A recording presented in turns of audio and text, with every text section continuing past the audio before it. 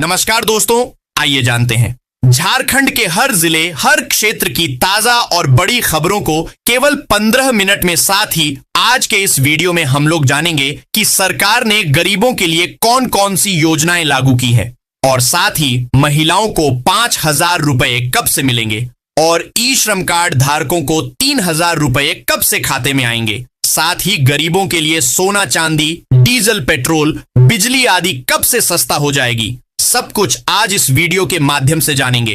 हमारे साथ बने रहने के लिए वीडियो को लाइक और चैनल को सब्सक्राइब जरूर कर दें और कमेंट में जरूर बताएं कि आप यह वीडियो किस जगह से देख रहे हैं। झारखंड के मुख्यमंत्री हेमंत सोरेन ने भारतीय डेफ क्रिकेट टीम के खिलाड़ियों को सम्मानित करते हुए नेपाल के खिलाफ सीरीज जीतने पर बधाई दी।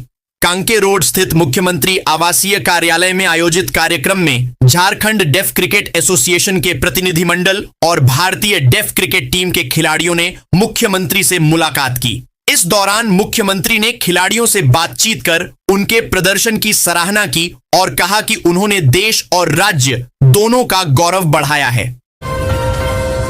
गोड्डा सांसद निशिकांत दुबे ने बांग्लादेशी घुसपैठ के मुद्दे पर झारखंड की हेमंत सोरेन सरकार पर बड़ा हमला बोला है। देवघर में पत्रकारों से बातचीत करते हुए उन्होंने कहा कि पश्चिम बंगाल और असम में भाजपा की सरकार बनने के बाद संथाल परगना क्षेत्र में घुसपैठियों की गतिविधियां और तेजी से बढ़ सकती हैं। ऐसी स्थिति में झारखंड सरकार को केंद्र सरकार के साथ मिलकर काम करना ही होगा।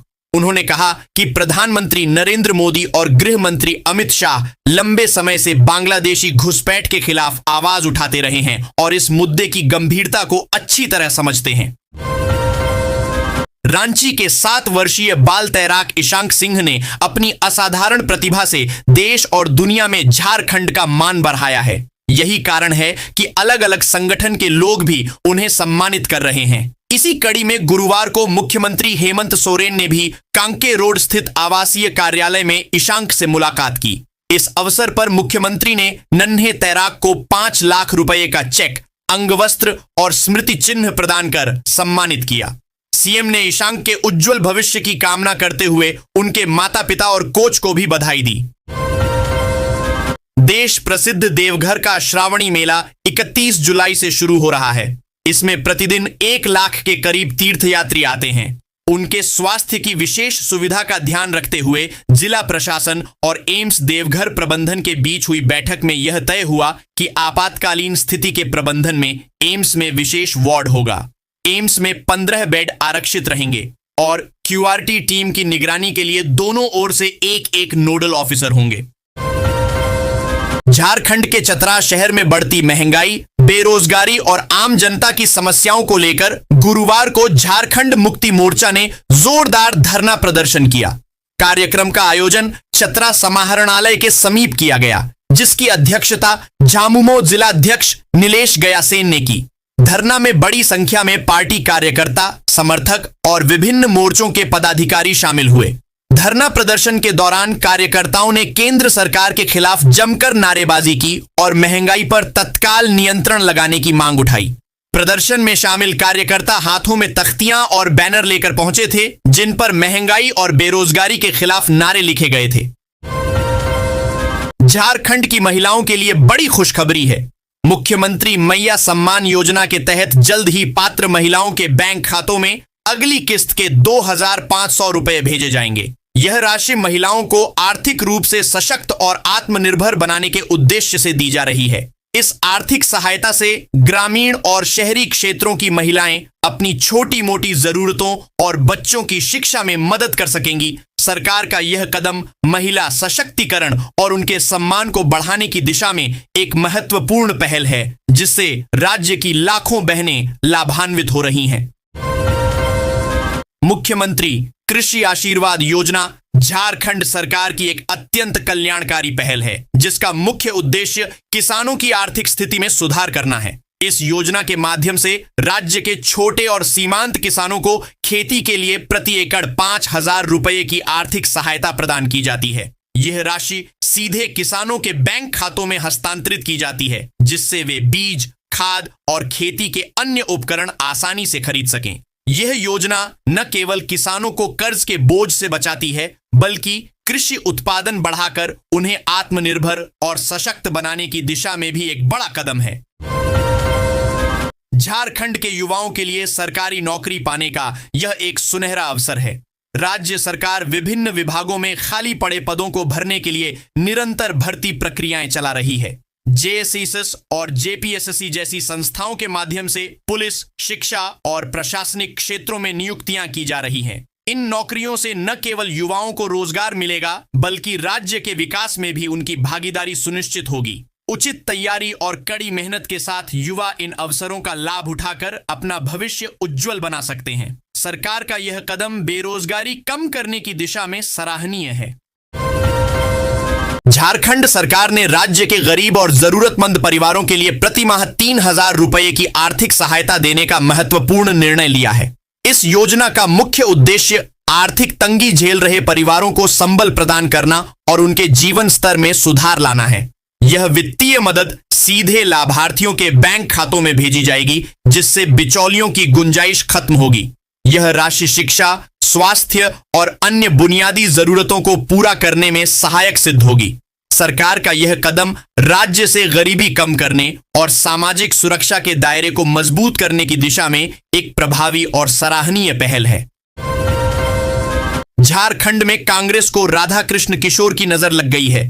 संसदीय कार्य सह वित्त मंत्री राधाकृष्ण किशोर ने प्रदेश अध्यक्ष केशव महतो कमलेश के खिलाफ मोर्चा खोल दिया है। उन्होंने झारखंड कांग्रेस प्रभारी के राजू को फिर से पत्र लिखकर कहा है, एक को साधिए, झारखंड कांग्रेस में सब सध जाएगा।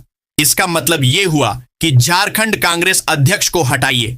उन्होंने कहा कि प्रदेश पार्टी नेतृत्व ये सार्वजनिक करे कि पार्टी संगठन के लिए कांग्रेसी नेताओं के परिवार को संगठन में कितना स्थान दिया गया है। अभी पूरा मामला प्रदेश प्रभारी तक रुका हुआ है, मगर वो दिन दूर नहीं जब राहुल गांधी तक बात पहुंचेगी। एक ही छत के नीचे दो राजनीतिक विचारधाराएं। भाजपा की जीत पर मेयर और विधायक के अलग अलग बयानों ने कोयलांचल की सियासत में छेद दी नई बहस। पश्चिम बंगाल में भाजपा की ऐतिहासिक जीत ने पड्डीडी होसी राज्य झारखंड के कोयलांचल में भी सियासी हलचल तेज कर दी है। लेकिन इस बार चर्चा जीत से ज्यादा धनबाद के सबसे रसूखदार राजनीतिक परिवार सिंह मेंशन की प्रतिक्रिया को लेकर हो रही है। बंगाल विजय पर मेयर संजीव सिंह और उनकी पत्नी सहझरिया विधायक रागिनी सिंह के अलग अलग अंदाज ने धनबाद की राजनीति को एक नई कसौटी पर ला खड़ी डीडीचा किया है। केंद्र प्रायोजित दीनदयाल जन आजीविका योजना के लाभार्थियों के सामूहिक कार्य, आरण सुविधा और निरंतर आजीविका के अवसर सुनिश्चित कराने के लिए कॉमन इंटरेस्ट ग्रुप यानी काम एक जैसा और जॉइंट लायबिलिटी ग्रुप यानी सामूहिक लोन समूह का गठन होगा। नगर विकास एवं आवास विभाग ने राज्य के सभी शहरी स्थानीय निकायों में 4,000 सीआईजी और जेएलजी गठन करने का प्रस्ताव तैयार किया है। इसके अलावा फील्ड सर्वे के जरिए वीओजीएस की पहचान कर डेटा एकत्र कर उनका सूचीकरण किया जाएगा, ताकि शहरी गरीबों को सीधे योजनाओं से जोड़ा जा सके। झारखंड में जन स्वास्थ्य की दिशा में बड़ा कदम उठाते हुए राज्य सरकार ने तंबाकू और निकोटीन युक्त गुटखा और पान मसाला के निर्माण, भंडारण, बिक्री और वितरण पर तत्काल प्रभाव से पूर्ण प्रतिबंध लगा दिया है। अपर मुख्य सचिव अजय कुमार सिंह की ओर से जारी आदेश में स्पष्ट कहा गया है कि यह प्रतिबंध उन सभी उत्पादों पर लागू होगा जो किसी भी नाम से बाजार में बेचे जा रहे हों, यदि उनमें तंबाकू या निकोटीन की मात्रा पाई जाती है। आदेश में कहा गया है कि राज्य सरकार ने यह फैसला खाद्य सुरक्षा और मानक अधिनियम 2006 की धारा 30(2)(a) और खाद्य सुरक्षा एवं मानक विनियमन 2011 के नियम के तहत लिया है। झारखंड की राजधानी रांची स्थित Indian institute of management Ranchi ने प्लेसमेंट के मामले में इस साल कमाल कर दिया है। 2025 से 26 सेशन के लिए संस्थान ने 100% प्लेसमेंट हासिल किया है। सबसे बड़ी खबर यह रही कि EMBA के एक छात्र को 1.2 करोड़ रुपए सालाना का शानदार पैकेज मिला है, जो किसी भी छात्र के लिए ड्रीम ऑफर माना जाता है। वहीं रेगुलर MBA के छात्रों के लिए सबसे ज्यादा पैकेज 52.50 लाख रुपए सालाना तक पहुंचा। इससे यहां पढ़ने वाले बच्चों की फुल मौज हो गई। गोड्डा सांसद डॉक्टर निशिकांत दुबे ने गुरुवार को देवघर में कहा कि अक्टूबर नवंबर में देवघर में बिहार झारखंड का पहला वीजा फैसिलिटी सेंटर शुरू होगा। अभी तक लोग वीजा बनवाने दिल्ली या कोलकाता जाते थे, अब यह सुविधा देवघर में मिलेगी। जानकारी हो कि मध्य प्रदेश, ओडिशा, छत्तीसगढ़ में भी यह सुविधा नहीं है। अभी छोटे देश जाने के लिए वीजा बनना शुरू होगा। पर्यटन या पढ़ाई के लिए Singapore, Dubai, Thailand, Malaysia, Bangkok जाने वालों को देवघर वीजा केंद्र से वह सुविधा मिलने लगेगी। प्रदीप प्रसाद ने हजारीबाग को झारखंड का प्रमुख पर्यटन हब बनाने की दिशा में तेजी से काम करने की आवश्यकता जताई है। रांची स्थित झारखंड विधानसभा परिसर में आयोजित युवा कल्याण, संस्कृति एवं पर्यटन विकास समिति की बैठक में उन्होंने जिले के पर्यटन, पेयजल और जन सुविधाओं से जुड़े कई अहम मुद्दों को मजबूती से उठाया। साबिता महतो की अध्यक्षता में आयोजित बैठक में विधायक प्रदीप प्रसाद ने पर्यटन विभाग एवं पेयजल एवं स्वच्छता विभाग से विभिन्न योजनाओं की वर्तमान स्थिति और भविष्य की कार्य योजना पर विस्तृत प्रतिवेदन प्रस्तुत करने की मांग की। वन भूमि पर जल स्तर बरकरार रखने के लिए करीब 6000 कच्चे चेक डैम बनाए जाएंगे। पहाड़ियों से उतरने वाली नलिकाओं को जगह जगह बांधकर ये चेक डैम तैयार किए जाएंगे। इससे भूमि के ऊपर तो जल मौजूद रहेगा ही, भूगर्भ जल भी रिचार्ज होगा। बांधवगढ़ वन क्षेत्र में यह प्रयोग करने वाले केंद्रीय पर्यावरण विशेषज्ञ दिनेश त्रिवेदी ने बताया कि गर्मी में वन्य जीवों के लिए यह आसानी से उपलब्ध होने वाला जल स्रोत होगा। मिट्टी में नमी रहने से हरियाली बढ़ेगी और राज्य के जंगलों में बायोमास की वृद्धि दर्ज की जाएगी। आईआईएम रांची ने शैक्षणिक सत्र 2025 से 26 के लिए अपना फाइनल प्लेसमेंट रिपोर्ट 6 मई को जारी कर दिया। संस्थान अपने प्रबंधन कार्यक्रमों में मजबूत प्रदर्शन और उपलब्धियों को लगातार हासिल कर रहा है। प्लेसमेंट रिपोर्ट के अनुसार एग्जीक्यूटिव एमबीए 2024 से 26 समर बैच के छात्र ने उत्कृष्ट प्रदर्शन करते हुए 1.2 करोड़ रुपए का सर्वाधिक पैकेज हासिल किया। वहीं एमबीए ह्यूमन रिसोर्स मैनेजमेंट और एमबीए बिजनेस एनालिटिक्स के छात्रों के बीच देशीय कंपनियों में पिछले वर्ष की तुलना में सर्वाधिक डोमेस्टिक सीटीसी में 4.19% की वृद्धि हुई है। राज्य के सभी विश्वविद्यालयों व अंगीभूत कॉलेजों में नियुक्त होने वाले शिक्षकों के लिए 12 माह का प्रशिक्षण अनिवार्य होगा। इतना ही नहीं, यह प्रशिक्षण की अनिवार्यता शिक्षकेतर कर्मियों पर भी लागू होगी। शिक्षकों एवं शिक्षकेतर कर्मियों की नियुक्ति के साथ ही उन्हें यह अनिवार्य प्रशिक्षण नवगठित Jharkhand state faculty development academy में दिया जाएगा। उच्च एवं तकनीकी शिक्षा विभाग इसका मॉड्यूल तैयार कर रहा है। विभिन्न प्रकार की कमेटियों के गठन में झारखंड कांग्रेस में अंदर ही अंदर कुछ सीनियर नेताओं को अपमानित करने का खेल चला है। यही कारण है कि इस्तीफा देने का सिलसिला रुक नहीं रहा है। दोबारा सचिव बनाए गए जगदीश साहू ने अपना इस्तीफा अध्यक्ष को भेज दिया है। हालांकि इस्तीफा उन्होंने मंगलवार की रात ही दे दिया था, लेकिन यह बुधवार को सार्वजनिक हुआ। झारखंड मुक्ति मोर्चा ने कांग्रेस के वरिष्ठ नेता सह वित्त मंत्री राधाकृष्ण किशोर की उस टिप्पणी पर नाराजगी जाहिर की है जिसमें उन्होंने कहा था कि झारखंड शिक्षक पात्रता परीक्षा जेटेट में मगही और भोजपुरी को क्षेत्रीय भाषा की सूची में शामिल कराने पर कांग्रेस के प्रदेश नेतृत्व ने कोई पहल नहीं की। जामुमो के प्रधान महासचिव सुप्रियो भट्टाचार्य ने बुधवार को भाषा सहित विभिन्न मुद्दों पर वित्त मंत्री द्वारा सरकार को कटघरे में खड़ा करने पर तीखी प्रतिक्रिया व्यक्त की। कांग्रेस के वरिष्ठ नेता और प्रदेश सरकार में वित्त मंत्री का दायित्व संभाल रहे राधाकृष्ण किशोर ने चिट्ठियों के माध्यम से संगठन पर हमला जारी रखा है। बुधवार को उन्होंने प्रदेश कांग्रेस अध्यक्ष केशव महतो कमलेश को पत्र लिखकर पूछा है कि इतनी बड़ी कमेटी आखिर बैठेगी कहां। चिट्ठी में उन्होंने उलाहना भी दी है और पूछा है कि आप खुद तो 8 बाई 8 के कमरे में बैठते हैं, लेकिन इतनी बड़ी कमेटी के लिए क्या इंतजाम है। हालांकि कमेटी बनाने के लिए अध्यक्ष को धन्यवाद भी दिया है। झारखंड अधिविद्य परिषद जैक की इंटरमीडिएट विज्ञान की परीक्षा के परिणाम में लगातार 2 वर्ष गिरावट आने के बाद पिछले वर्ष सुधार का जो सिलसिला शुरू हुआ था वह वर्ष 2026 में भी जारी रहा। विज्ञान के परिणाम में लगातार दूसरे वर्ष सुधार हुआ है। वहीं वाणिज्य संकाय में लगातार तीसरे वर्ष सुधार हुआ है। इंटरमीडिएट विज्ञान के परिणाम में भले ही इस वर्ष भी सुधार हुआ है, लेकिन इसके परिणाम में और भी सुधार की आवश्यकता है। अभी भी विज्ञान में लगभग 17% परीक्षार्थी फेल हो रहे हैं।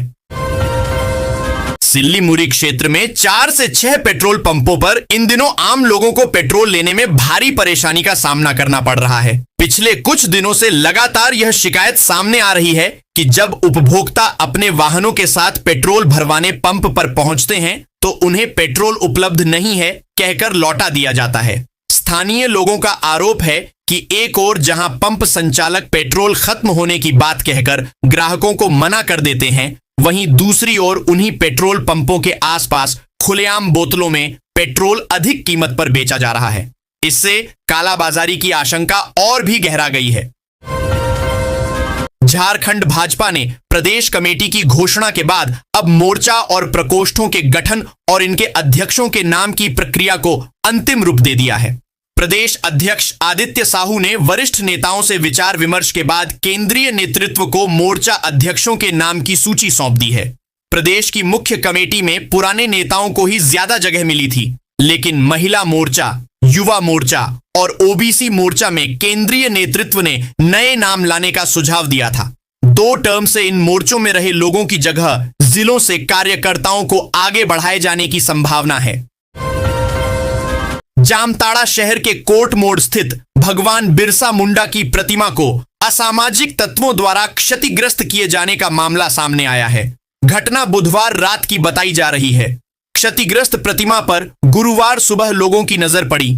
इसके बाद लोग आक्रोशित हो गए। जानकारी के अनुसार प्रतिमा के हाथ में लगे तीर धनुष को तोड़ दिया गया, जिससे आदिवासी समाज के लोगों में भारी आक्रोश व्याप्त हो गया। सूचना मिलते ही काफी संख्या में आदिवासी समाज के लोग मौके पर पहुंचे और दोषियों के खिलाफ कड़ी कार्रवाई की मांग करने लगे। झारखंड प्रदेश कांग्रेस कमेटी द्वारा जारी अधिसूचना के तहत पार्टी संगठन को मजबूत करने के उद्देश्य से विभिन्न पदाधिकारियों को नई जिम्मेदारियां सौंपी गई हैं। इसी क्रम में सूबे के सभी 14 संसदीय क्षेत्रों में प्रभारी नियुक्त किए गए हैं। साथ ही विभाग एवं प्रकोष्ठ के भी प्रभारी की घोषणा प्रदेश अध्यक्ष केशव महतो कमलेश ने की है। धनबाद संसदीय क्षेत्र का प्रभारी कुमार जयमंगल उर्फ अनूप सिंह को बनाया गया है।